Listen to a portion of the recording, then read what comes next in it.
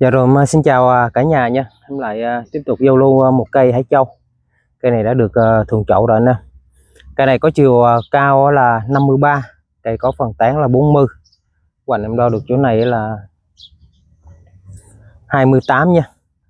Cây này thì hàng chân rễ nè, chân rễ nôm, hàng ép đá tự nhiên nè. Tán của cây.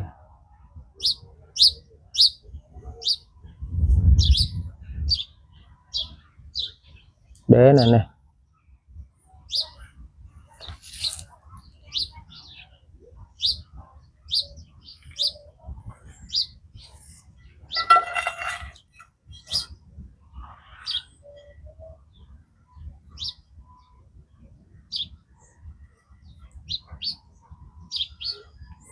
Rồi em cảm ơn mọi người đã xem bài và ủng hộ em nha.